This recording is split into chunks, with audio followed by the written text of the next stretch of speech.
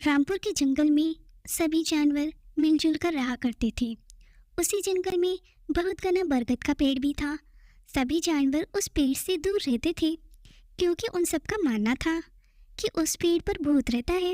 एक दिन जंगल में भालू आया और वह रहने के लिए जगह देखने लगा। मैं इस जंगल में तो आ गया, मगर अपनी गुफा कहाँ बनाऊं? तभी भालू को वो भूतिया पेड़ दिखता है। यह जगह थोड़ी डरावनी लगती है, पर यहाँ शांति बहुत है। मुझे अपनी गुफा यहीं बनानी चाहिए। भालू उस पेड़ के नीचे पहुंचता ही है कि तभी वहां बंदर और हाथी आ जाते हैं और भालू को वहां अकेला देखकर बंदर बोलता है। अरे भालू भाई, तुम यहाँ अकेले क्या कर रहे हो? मैं यहाँ रहने के लिए गुफा बना रहा हूँ। भालू भाई, तुम यहाँ अपनी गुफा नहीं बना सकते हो। यह जगह सुरक्षित नहीं है। सुरक्षित नहीं है? तुम कहना क्या चाहते हो? हाथी भाई ठीक बोल रहे हैं। इस पेड़ पर तो भूत रहता है।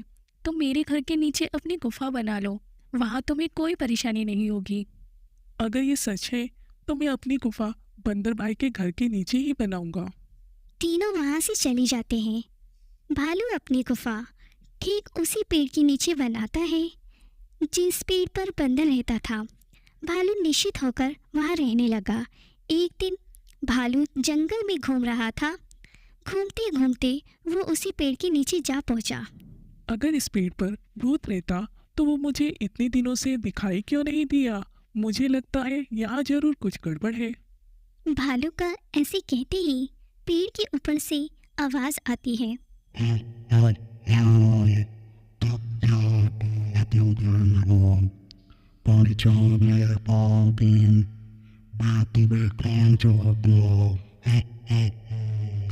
कौन है यहाँ?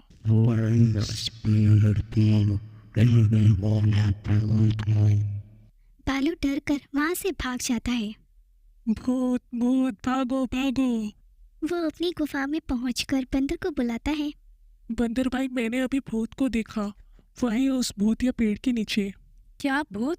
मैंने तुम्हें वहाँ अकेले जाने से मना किया था ना। तुम अभी इस जंगल में नए हो और वो भूत तो बहुत खतरनाक है। उसने पहले भी कई जानवरों को नुकसान पहुँचाया है। भालू अब उस पेड़ के पास कभी भी अकेला नहीं जाता था। एक दिन भालू को जंगल में एक गोरिल्ला दिखता है। लगता है ये गोरिल्ला जंगल में नया आया है, वरना आज से पहले तो मैंने इसे कभी नहीं देखा। भालू उसके पीछे चल पड़ता है। कुछ दूर जाने के बाद भालू देखता है कि गोरिल्ला उसी भूतिया पेड़ पर चढ़ जाता है। ये देखकर भालू बंदर के पास जाता है। बंदर भाई, मैंने अभी अभी एक गोरिल्ले को भूतिया पेड़ पर चढ़ते हुए देखा है। शायद वह इस जंगल में नया है। गोरिल्ला को तो उसकी दुष्टता के कारण काफी समय पहले इस जंगल से बाहर निकाल दिया था। तो फिर वह इस जंगल में क्या कर रहा है और उस भूत वाले पेड़ पर क्यों चढ़ गया? क्या वो नहीं जानता कि उस पेड़ पर भूत रहता है? बंदर सोच में पड़ जाता है। वह समझ जाता है कि पेड़ के भूत के पीछे बहुत गहरा राज छिपा है।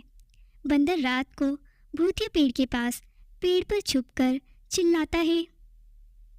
अरे वाह, बहुत दिनों के बाद किसी गोरिल्ला की खुशबू आ रही है। आज तो मैं पेट भर कर खाऊंगा। ये गोरिल्ला तो मुझे देख भी नहीं सकता क्योंकि मैं भूत हूँ। गोरिल्ला ये सब सुनकर डर जाता है। वह सभी जानवरों को इकट्ठा करता है, फिर उन्हें वह सारी बात बताता है। बंदर अभी भी उसी तरह से चिल्ला रहा होता है। आज तो गोरिल्ले का मांस खाकर ही पेट भरूंगा। इस पेड़ पर रहता था, पर आवाज इस पेड़ से क्यों आ रही है? महाराज, पेड़ पर कोई भूत नहीं रहता। आपने मुझे जंगल से निकाल दिया था, इसलिए मैं इस पेड़ पर आप सबसे छुप कर रहता था। सभी जानवरों को मैंने भूत बनकर डराया था, जिससे कोई मुझे देख न सके। लेकिन अब यहाँ सचमुच का भूत आ गया है। ये बात सुनते ही बंदर नीचे आ जाता है और सबको बताता है। यहाँ कोई भूत वूत नहीं है। पेड़ पर रहने वाले भूत का सच सामने लाने के लिए ही मैं भूत बनकर इसे डरा रहा था, ठीक वैसे ही जैसे इसने हम सबको डराया था। गोरिल्ले का झूठ पकड़ा जाता है। उसे जंगल से बाहर निकाल दिया जाता है। इस तरह सभी जानवरों को भूतिया पेड़ से छुटकारा मिल जाता है और वे सब खुशी से बिना डरे रहने लगते हैं।